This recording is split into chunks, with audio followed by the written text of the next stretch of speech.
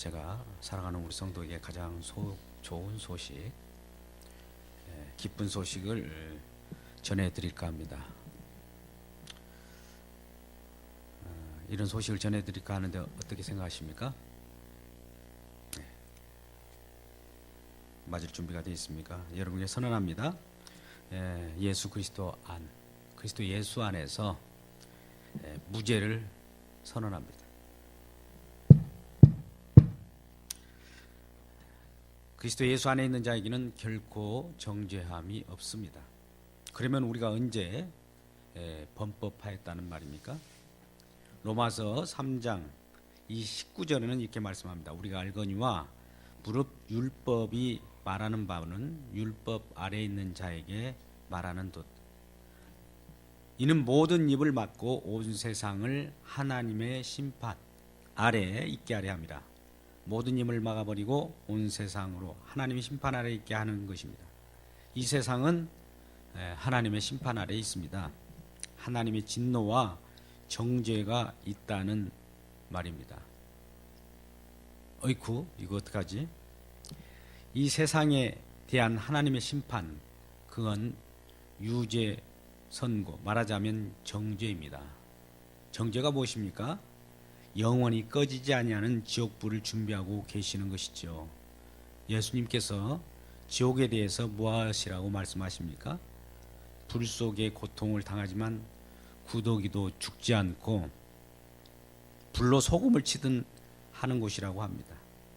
여러분, 우리는 마가복음 9장 48절 49절에 그렇게 말씀하고 있고요. 나사로와 부자의 말씀의 비유에 누가복음 16장 24절에 이렇게 말씀합니다.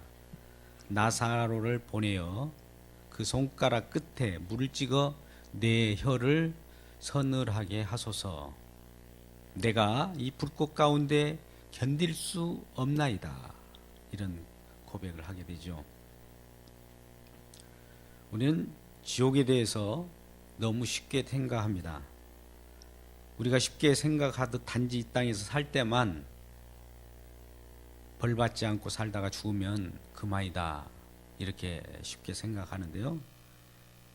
우리는 이 땅에서만 벌받지 않고 살다 가면 끝이 아니라 하나님의 정죄는 사람이 죽는다고 피할 수가 없습니다. 죽으면 다시 살려내서 기어코 심판을 하고야 마십니다. 이것이 정죄예요. 죄가 크고 작음의 문제가 아닙니다. 어떤 죄라도 크든 작든 많든 적든 죄의 삭은 사망입니다. 이 사망이란 단지 죽어서 없어지고 해체되는 것으로 생각할 수가 없습니다. 영원한 지옥으로 형벌인 둘째 사망으로 들어가서 그곳에서 고통하는 겁니다. 그러므로 이러한 세상, 이러한 심판 가운데 있는 곳에서부터 우리가 건전받아야 되지 않겠습니까? 그런데도 많은 사람들은 세상에서 건진받는 것이 아니라 이러한 세상에서 함께 영원히 살기를 꿈꾸고 있습니다. 이 안타까운 현실, 이 절박하고 외치고 싶은 심정, 불이 나서 타 죽어가는 현실에서 불이야! 라고 외치고 싶은 심정입니다. 그러면 우리가 언제부터 왜 이런 처지에 놓였을까요? 아담의 범죄로 우리 모두가 죄 아래 갇혀버렸습니다. 우리가 강도나 살인자처럼 어떤 일을 저질러서 흉악한 범죄로 사망에 처한 것이 아닙니다. 주어진 삶에서 열심히 살고 사회에서 인정을 받으며 법 없이도 살아가는 자라 할지라도 예수님으로 살아가지 않고 예수님을 믿지 않고 살아가는 것은 결국 얼마 지나지 않아서 영원한 사망에 거하게 됩니다. 예외가 없습니다. 자기 스스로 마음을 비우고 또 깨끗하게 하고 청렴하고 남에게 손해를 끼치지 않는다 할지라도 예수 안 믿는 죄 때문에 심판을 면할 수가 없어요. 예를 들어 보겠습니다. 가장 고상하고 가장 거룩하고 가장 열심히 율법을 지키고 자칭 하나님을 사랑을 받았다고 생각했던 유대인들, 그들이 오히려 예수님을 따라가기는커녕 예수님의 아들인, 하나님의 아들인 예수님을 죽였다는 사실은 우리들을 어리둥절하게 합니다. 종교가 무엇입니까? 종교라는 글자가 가장 고상한 높은 가르침이라는 뜻입니다.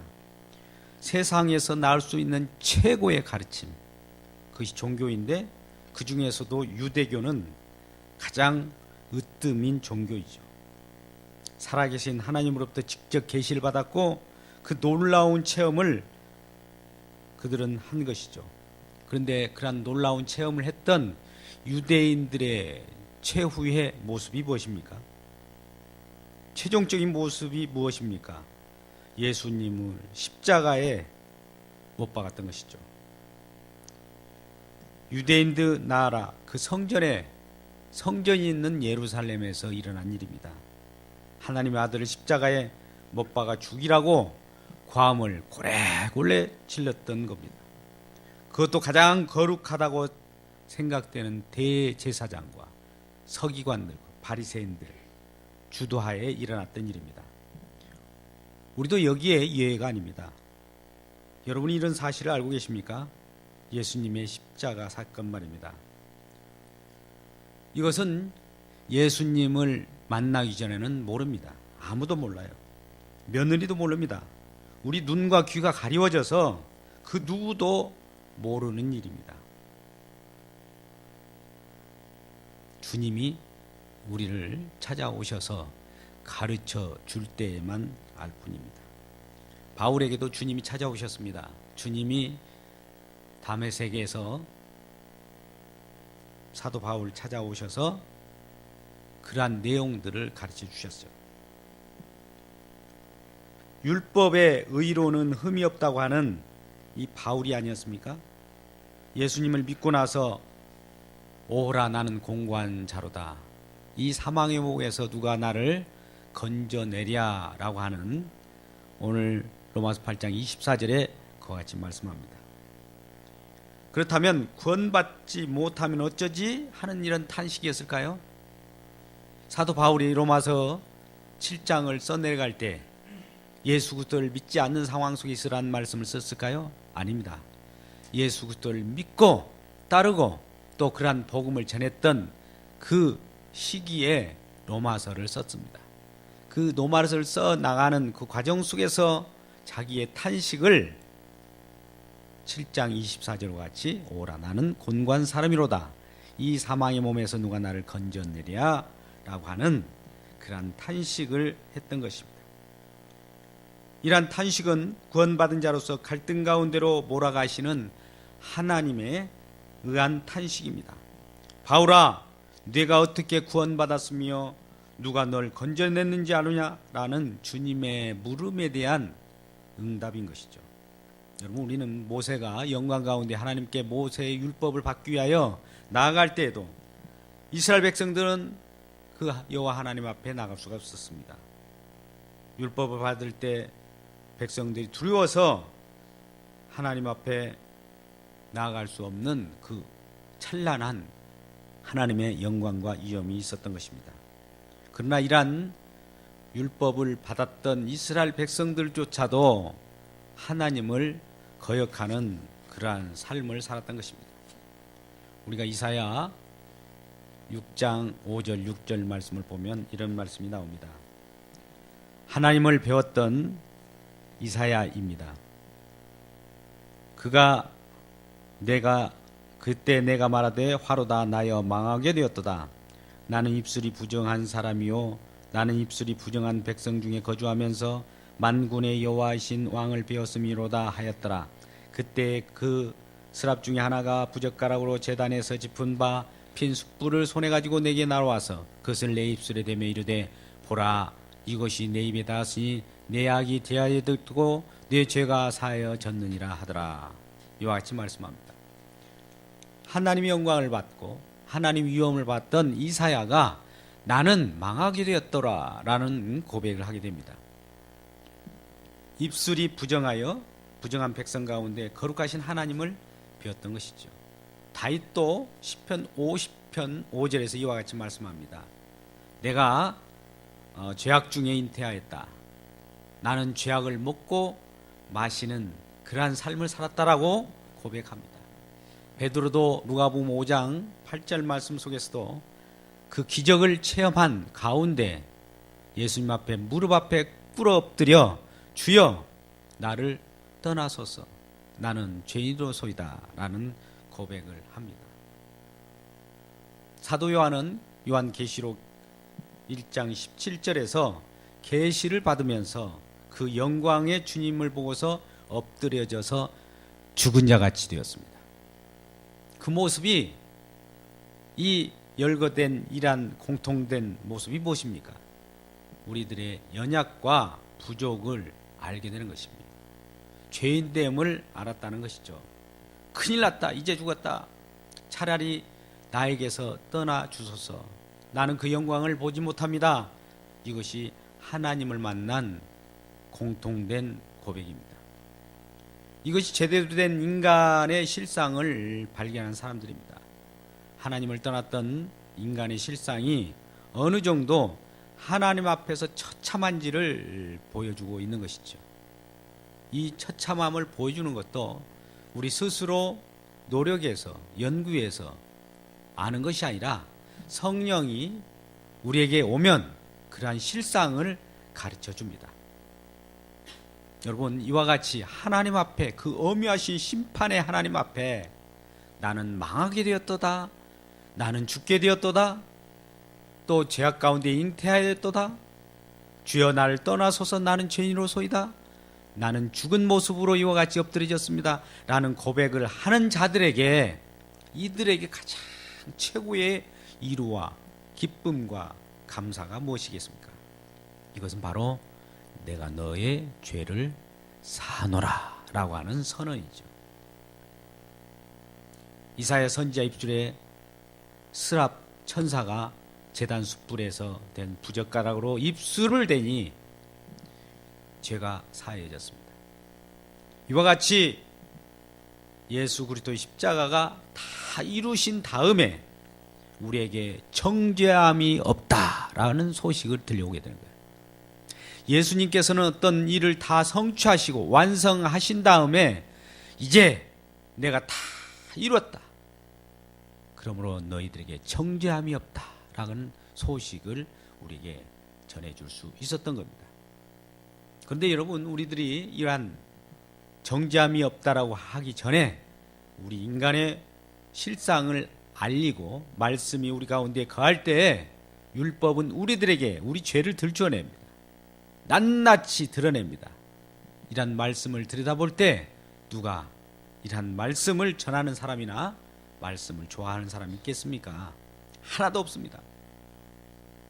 말씀을 보고도 내가 이 말씀처럼 살지는 못했어도 그래도 최선을 다했지 않습니까? 다른 사람보다도 내가 더 열심히 신앙생활 했지 않습니까? 이런 말씀을 하지는 않습니까? 이런 모습을 봐줄 수 있는 거 아니냐고 하나님께 따져 묻는 경우가 많이 있죠. 그렇다면 성경 속에서 나타난 이사야나 베드로나 사도 요한이나 이런 사람이 열심이 없었습니까?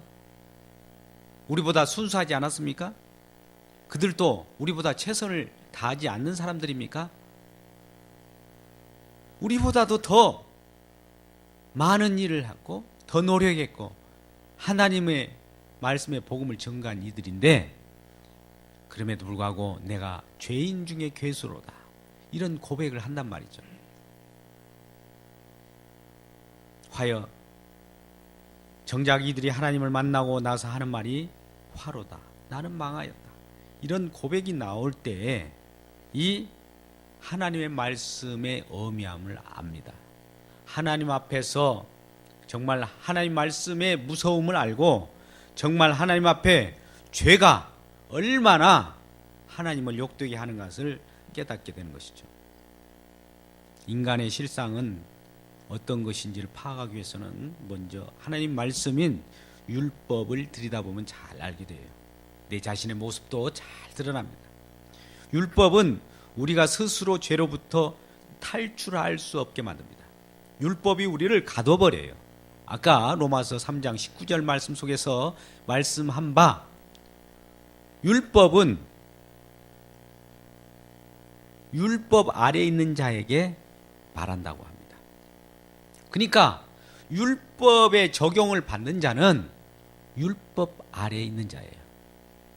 근데 저와 여러분, 율법 아래에 있는 저와 여러분에게 누군가 율법으로부터, 율법에 갇힌 자로부터 해방을 시켜주었습니다.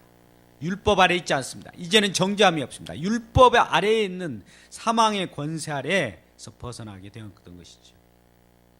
이처럼 좋은 소식이 어디 있겠습니까? 우리 누구도, 인간의 어떤 누구도 율법 아래 갇히면 벗어날 길이 없는 거예요. 단 어떤 벼룩을 병 속에 넣고 뚜껑을 닫아버린 것과 같습니다. 뚜껑 속에 아무리 벼룩이 날고 뛰고 나오려고 해도 나올 수 없는 신세가 바로 율법 아래 있는 죄 가운데 갇힌 신세였던 것이죠. 스스로는 할 수 없어요. 그 속에 있는 벼룩이 아무리 영을 쓰고 힘을 쓰고 노력을 하고 수련을 하고 깨닫고 해도 알 수가 없습니다. 나올 수가 없어요. 단지 그가 벗어날 수 있는 길은 그 뚜껑을 열고 그 안에서 손을 넣어서 끄집어낼 자가 필요한 거예요. 그것만이, 또 그렇게 꺼냈던 자가 오셔서 우리를 꺼내주는 것만이 좋은 소식이라는 거예요. 우리가 힘들고 어려울 때 우리 스스로 최선을 다하고 의롭다함을 받으려고 모든 역할을 다한다 할지라도 그러한 인간의 한계를 느끼는 우리들에게 진정한 소식이 무엇이겠습니까? 이러한 고백과 탄식을 하는 오라 나는 곤고한자로다, 이 사망의 몸에서 누가 나를 건져내라 하는 고백을 하는 때에 건진 자가 온다고 한다면 얼마나 기쁜 소식이겠냔 말이죠. 그러므로 그리스도 예수 안에 있는 자는 결코 정죄함이 없나니, 이 선언이야말로 가장 우리들에게 반기는 기쁜 소식입니다. 지금 말씀을 듣는 저와 여러분이 이것보다도 또 세상적인 어떤 소유나 또 좋은 우리들에게 귀에 즐겁게 하는 그런 소식을 전해주기를 원하지 않습니까? 그러나 사실 그런 것들은 우리를 살려줄 수도 없고 우리를 영원한 길로 인도할 수도 없습니다. 단지 우리들을 죄악 가운데 더 갖출 뿐입니다. 더 가두게 만들 뿐입니다. 이런 고백과 탄식, 나는 곤고한 자로다 라고 하는 우리들에게 결코 정죄함이 없다라고 하는 선언이 되어진다면 얼마나 이 기쁜 소식이겠습니까? 그렇다면 왜 그리스도 안에는 정죄함이 없을까요? 그리스도 아니라고 하는 곳에는 왜 정죄함이 없는 그러한 무죄 상태, 무죄가 선언된 상태 속에서 사는 곳일까요? 정죄가 없다는 기쁜 소식은 어떻게 우리에게 주어지게 되었을까요? 로마서 8장 2절에 말씀하고 있습니다. 같이 읽겠습니다. 로마서 8장 2절 말씀입니다. 시작. 이는 그리스도 예수 안에 있는 생명의 성령의 법이 죄와 사망의 법에서 너를 해방하였습니다. 이는 그리스도 예수 안에 있는 생명의 성령의 법이 죄와 사망의 법에서 너희를 해방하였기 때문이라고 말씀합니다. 생명의 성령의 법이 죄와 사망의 법인 율법 속에 갇혀 있는 우리들에게서 해방하였답니다. 그것이 바로 정죄함이 없는 이유입니다. 인간은 결코 스스로 독립적이지 못하고요, 이와 같이 죄와 사망의 법 아래에 있든지 아니면 생명의 성령의 법 아래에 있든지 둘 중에 하나예요. 중간 지대는 없습니다.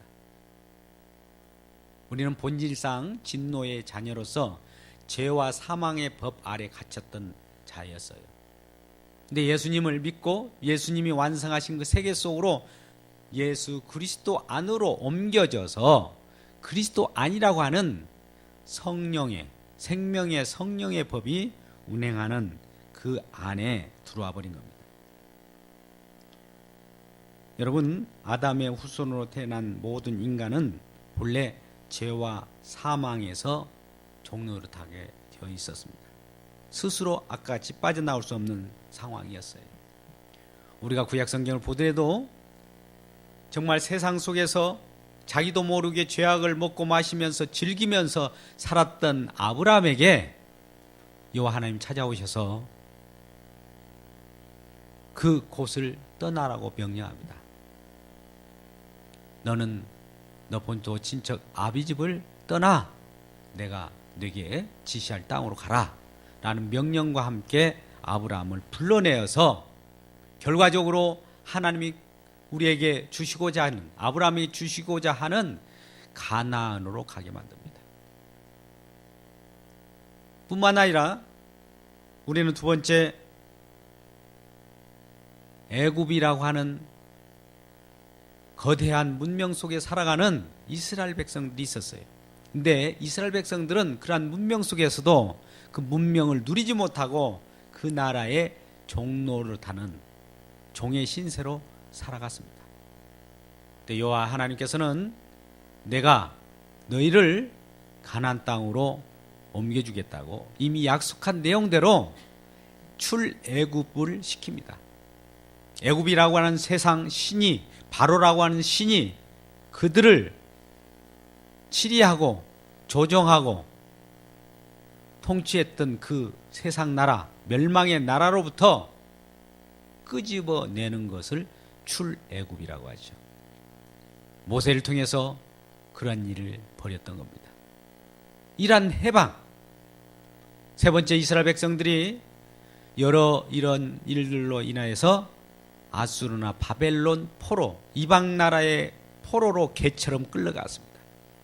그래서 70년이라고 하는 그 세월 동안에 엄청난 고난과 고통을 받고 있을 때에 그 바벨론 포로로부터 다시 이스라엘이라고 하는 나라로 귀환을 하게 만듭니다.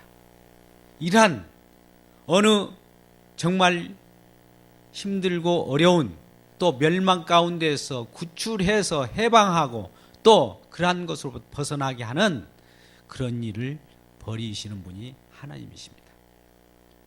구약 속에서도 그러한 일들을 이미 보여주시면서 장차 예수 그리스도께서는 이 세상이 심판받아 멸망당하고 죽어가고 있는 이 현실을 보고 이곳에 직접 하나님이 아들, 사람이 되셔서 이 땅에 오신 거예요. 그래서 결국 우리와 저와 여러분에게 이 땅은 우리가 머물 곳이 아니고 하늘나라, 저 천국, 하나님께서 새로 만드신 생명의 나라, 생명의 성령의 법이 운행하는 그곳으로 우리를 업고 탈출하게 되는 것입니다. 이와 같은 이 예수 그리스도와 안의 세계는 생명의 성령의 법이 운행하는 겁니다. 2절 말씀을 제가 한번 다시 읽겠습니다. 이는 그리스도 예수 안에 있는 생명의 성령의 법이 죄와 사망의 법에서 너를 해방하였습니다. 이 생명의 성령의 법은 그리스도 예수 안에 있다고 합니다. 그리스도 예수 안에만이 생명이 있는 거예요. 근데 여러분, 그리스도 예수 그리스도 안이라고 하는 것은 완성된 세계입니다. 예수 그리스도 안의 세계는 미완성의 세계가 아니에요. 다 이루어서 우리들이 공급해 주시는 그런 세계예요. 우리가 그곳에서 무엇을 더해서 그리스도 안으로 들어가고 그리스도의 은혜를 받고 그런 것이 아닙니다. 이미 하나님께서 그 안으로 집어넣어서 우리들로 하여금 누리도록 하는 겁니다. 완성의 의미가 있어요. 그리스도 안이라고 하는 그 영역은 완성되었다, 다 이루었다 라고 하는 그 영역이에요. 우리의 생명은 불완전한 생명이 아니에요. 그 속에는 완성된 생명이에요. 완성된 것이기 때문에 영원해요. 불완전한 세계는 영원하지 않습니다. 우리가 천국은 죽지 않고 영원한 생명을 얻고 즐거움을 맛보는 그 세계 아닙니까? 그 나라가 불완전하게 아직 완성되지 않았다면 그거는 영원한 우리의 생명을 줄 수가 없는 거죠. 그 영원한 생명을 만들기 위해서 하나님 것은 예수 그리스도를 보내셔서 이러한 일을 벌이셨다는 거죠. 그 아들이 예수 그리스도입니다. 예수님이 이루셨기 때문에 아들의 나라인 것이죠. 그런데 오늘 이러한 일들을 어떻게 그러면 그러한 나라를 만들었고 그러한 완성된 나라를 만들었는지 그 어떻게 우리 주님이 하신 일에 대해서 3절에 나와 있습니다. 3절과 4절입니다. 이러한 완성된 나라, 생명의 나라를 어떻게 만드셨는지 3절 4절 말씀을 함께 읽겠습니다. 시작. 율법이 육신으로 말미암아 연약하여 할 수 없는 것을 하나님은 하시나니 곧 죄로 말미암아 자기 아들을 죄 있는 육신의 모양으로 보내어 육신의 죄를 정하사 육신을 따르지 않고 그 영을 따라 행하는 우리에게 율법의 요구가 이루어지게 하려 하심이니라. 아멘. 그렇습니다. 우리는 율법을 다 지키면 생명입니다. 그런데 우리 육신이 연약한 것이 문제예요.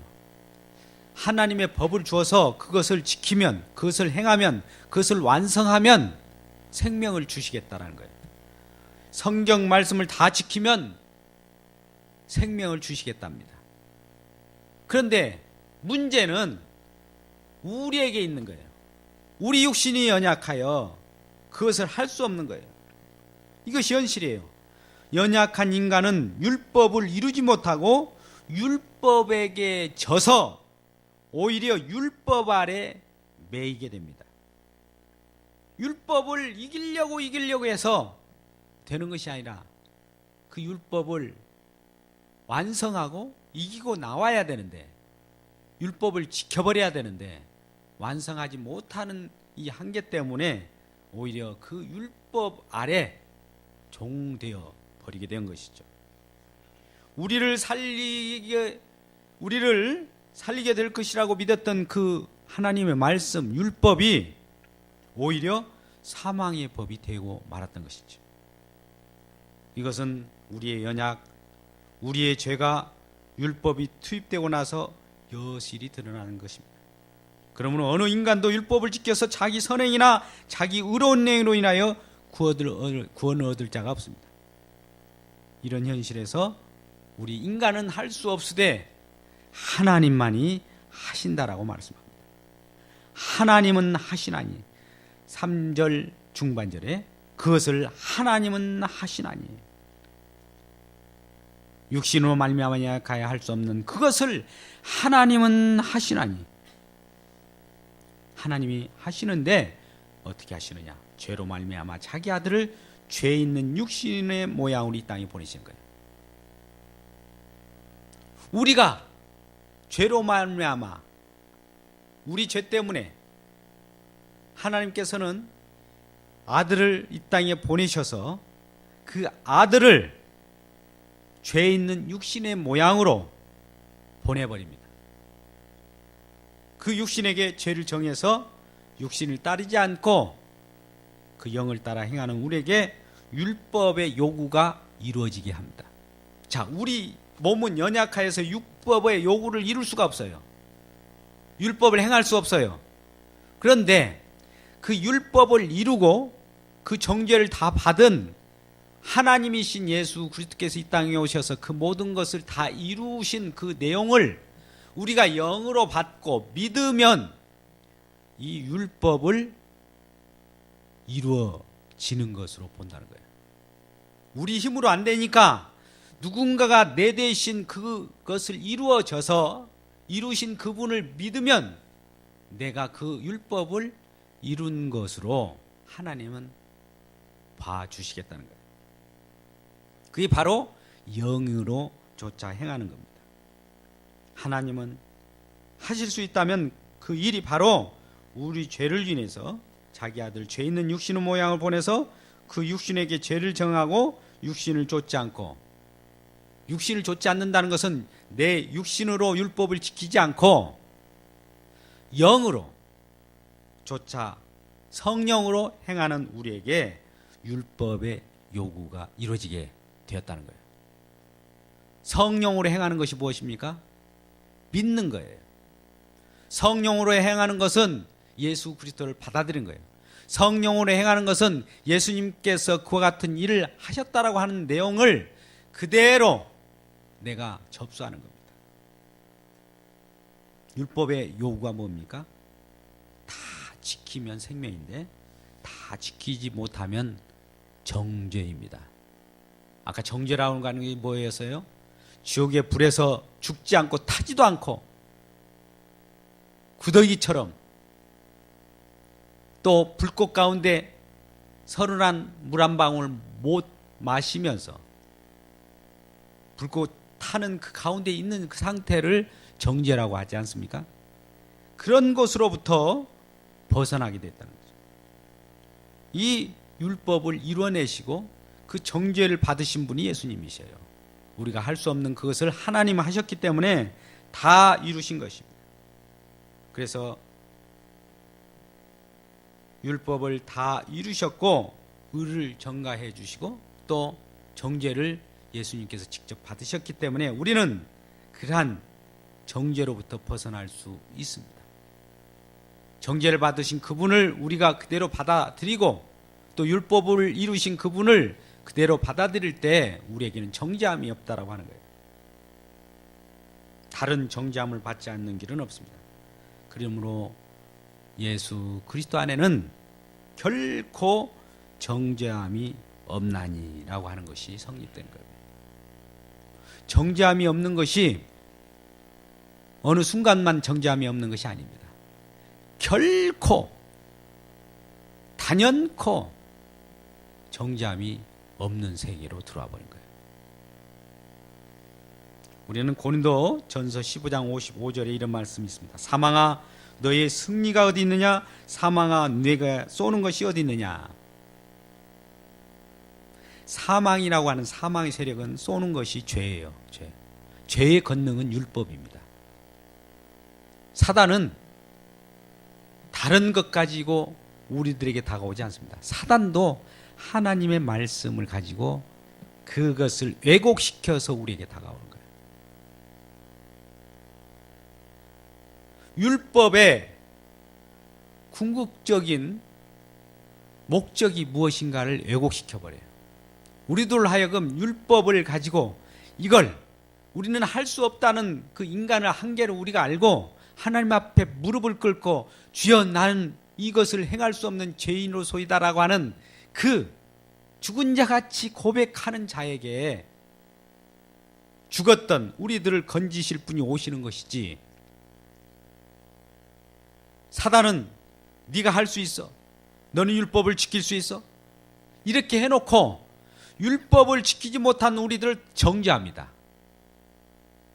너 이것도 못했잖아, 저것도 못했잖아, 그러니까 너는 하나님의 자녀가 아니야 라고 하면서 우리들을 하나님으로부터 멀어지게 만들어요.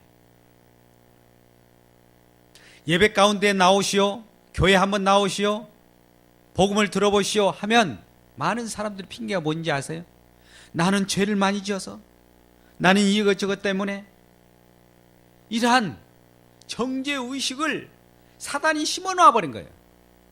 내가 내 자신을 깨끗게 한 다음에 그 다음에 교회 나갈게요, 이런 얘기를 하는. 여러분, 이런 말은 지극히 겸손한 말 같지만 겸손이 아니라 이건 정말로 교만한 마음입니다. 우리 주님께서는 우리들의 죄를 사여 주는데 전능하신 분이에요. 1인자예요. 있는 모습 그대로 오라고 하는 거예요. 죄 사하는 데 대해서는 최고의 전능하신 분인데도 불구하고 자기 스스로 깨끗게 한 다음에 주님 앞에 나오겠다는 거예요. 이거는 하나님을 믿는 것이 아니라 자기 자신을 믿는 것이죠. 내 자신이 깨끗해서 하나님 앞에 가면 하나님이 이뻐 봐주실 걸로 보고 그러한 하나님으로 믿는 거죠. 이게 바로 바리새인이었던 거예요. 우리 주님은 죄인을 찾으러 오셨어요. 죄를 사하는 권능이 최고입니다. 그를 위하여, 그 일을 위해서 예수 그리스도를 이 땅에 보내신 거 아니겠습니까? 근데 그 일을 무용지물로 만드는 작업이 뭔지 아세요? 하나님의 하실 일을 기대하고 예배 가운데 나오시오, 교회 가운데 나오시오, 복음을 들이시오 하는데 이 가운데로 나오지 않고 하나님이 일을 기대하지 않고 스스로 어떤 일을 하려고 해요. 스스로 깨끗게 하려고 해요. 스스로 마음을 비우려고 해요. 스스로 수양을 한단 말입니다. 이거 어떻게 보면 신앙이 좋은 것 같지만 이게 바로 불신앙입니다. 이걸 우리가 아셔야 돼요. 사망이 이걸 노리고 있는 거예요. 사단이 이걸 노리고 있다니까요. 네가 그런 꼬라지로 어떻게 교회에 나갈 수 있단 말이냐?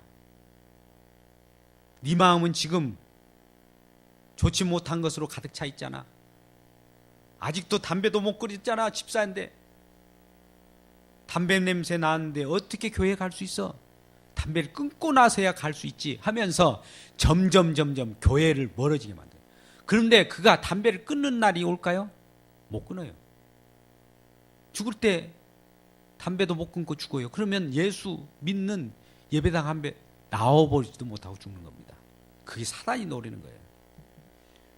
결코 정죄함이 없다라고. 예수 그리스도 안에는, 믿음 안에는 설령 내가 이 안에서 죄를 잉태하고 먹고 또 마신다 할지라도 우리 주님은 지금도 살아계셔서 십자가에서 피 흘리신 그 내용이 2013년 전에만 일어난 것이 아니라 단회적 사건이 지금도 영원한 사건으로 적용되고 있는 거예요.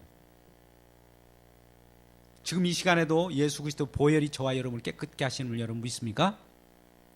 내가 허물과 내가 마음으로 음욕을 또 여러 가지 내 소유욕을 탐심을 갖는다 할지라도 이러한 모든 것들을 우리 주님은 아시고 지금도 일하시면서 그런 마음을 갖는 저와 여러분에게 보혈을 흘려주심으로써 즉각 일하고 계셔요. 보이지 않는 이 가운데에도 우리 주님은 피와 살을 찢겨 저와 여러분이 주시면서 우리가 알게 지은 죄, 모르게 지은 죄, 생각으로 지은 죄, 언행심사로 지은 죄, 모든 것들을 다 십자가에서 사망 권세를 깨뜨리시리, 사망이라고 하는 그것을 깨뜨리시고 그 내용이 우리에게 지금도 그대로 전해온 거예요. 그대로 적용되는 겁니다. 그래서 사망아 너의 승리가 어디 있느냐?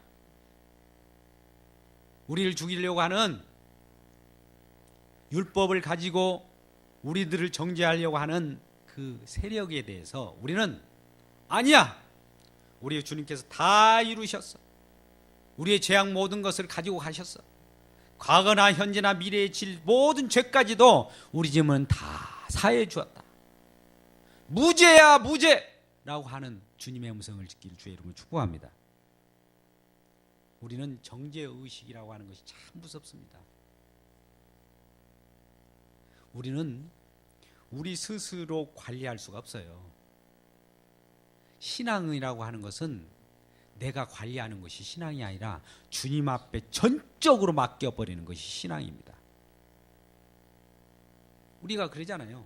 예수 믿을 때는 구원은 예수를 믿음으로 예수님께 맡겨서 예수님의 전적인 은혜로 구원받고 그 이후로는 내가 신앙을 내가 관리한다라고 생각하는 사람이 많아요. 그러잖아요. 우리도 스스로 관리하니까 큐티도 하고 말씀도 보고 내가 이렇게 살아서는 안 되지 하면서 그런 마음은 좋은데 그런데 그렇게 살려고 하면 할수록 어떤 일이 벌어진지 아십니까? 이란 고백이 나와요. 오라 나는 공고하는 자로다. 오라 나는 공고한 자로다. 이 고백이 나와야지. 이 고백이 안 나오고 말씀대로 살았네. 오늘 하루 말씀대로 이겨냈어. 말씀대로 승리했어. 스스로 자기에게 체면을 걸어서 승리한 것처럼 느끼는 거죠. 우리는 승리할 수 없어요. 승리는 주님만이 승리합니다. 승리한 그 대가를 우리에게 가져다 주는 거예요. 이걸 받아들이는 것이 믿음입니다. 근데 우리는 우리 스스로 관리하려고 해요. 구원의 문제는 크기 때문에 주님께서 그것은 해 주시고 나머지는 우리 스스로 할 수 있다라고 생각하면서 관리하려고 할 때 하나님은 쪼잔하신 하나님이세요. 큰 것부터 작은 것, 아주 세미한 것까지도 하나님 모든 걸 관리하십니다. 전능하신 하나님이셔요.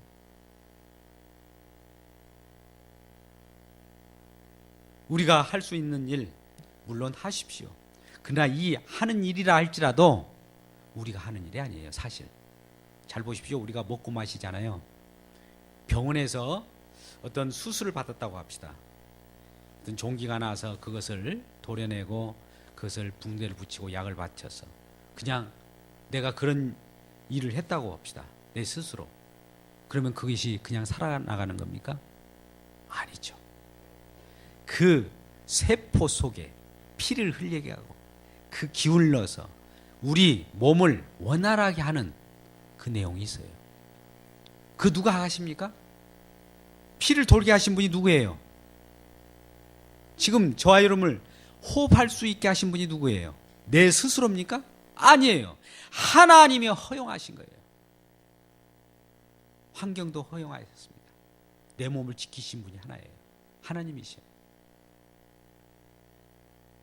우리는 예수를 믿고도 죄를 짓습니다. 그러나 여러분 걱정하지 마십시오. 탕자가 자기 아버지를 떠나서 다시 주님 자기 아버지 앞에 나갈 때도 품꾼으로 써달라고 하는 그런 고백이 있어야 돼요. 자기가 죄를 졌어도 그 아버지 앞에 나오는 것이 중요해요. 돌아오는 것이 중요해요.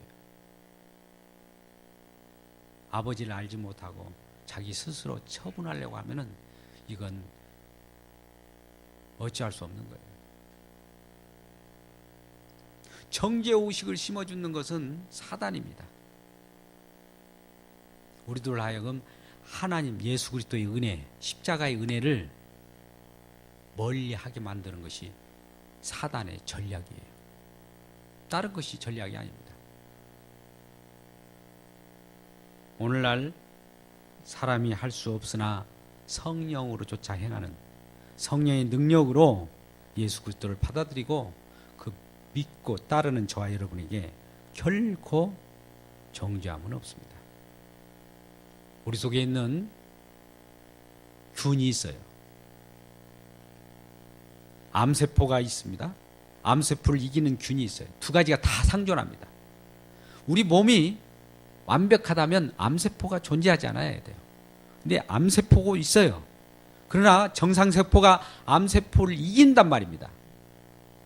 사망의 법으로 쫓아서 오라 나는 공고한 자로다 라고 하는 암세포에 대한 그 한탄을 할 때 이 암세포를 이기는 정상세포를 더욱 강력하게 해서 이것을 이겨 잠재우는 이것이 우리 주님 안에서 결코 정죄함이 없다라고 하는 거예요.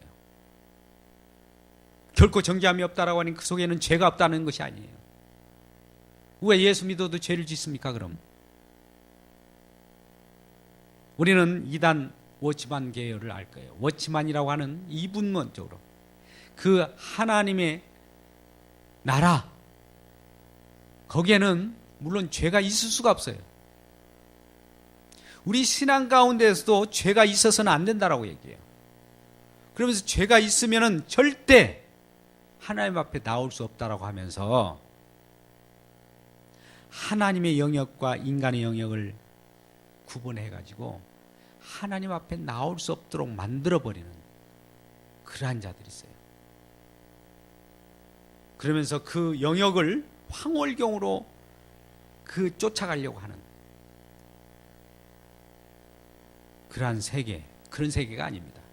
우리는 방과 같이 암세포도 있지만 죄악을 집니다. 죄를 져요. 그러나 정상세포, 하나님의 은혜가 더 강하고 하나님의 은혜가 율법을 이기고 이루기 때문에 우리가 그 안에서 결코 정죄함이 없는 거예요.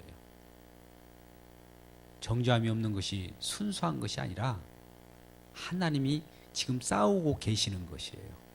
예수님이 지금도 일하고 계신다니까요.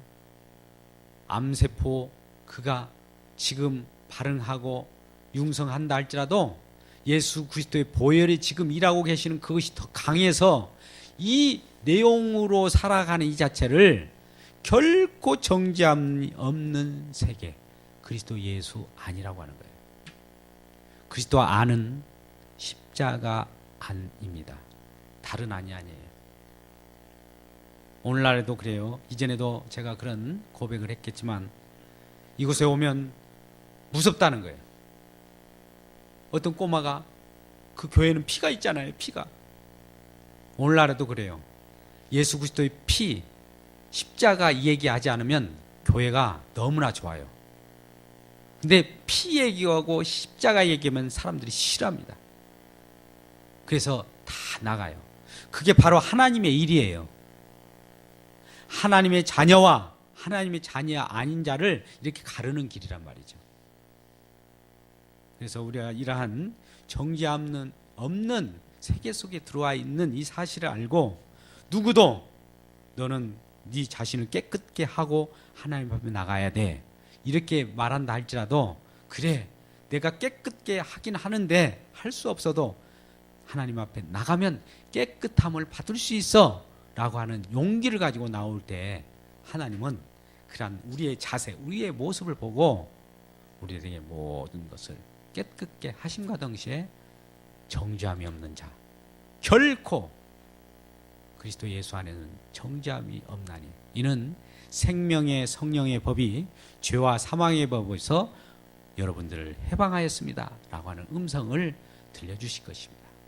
이러한 아주 기쁜 소식, 즐거운 소식을 만끽하며 살아가는 저와 여러분 되시기를 주의 이름으로 축복합니다.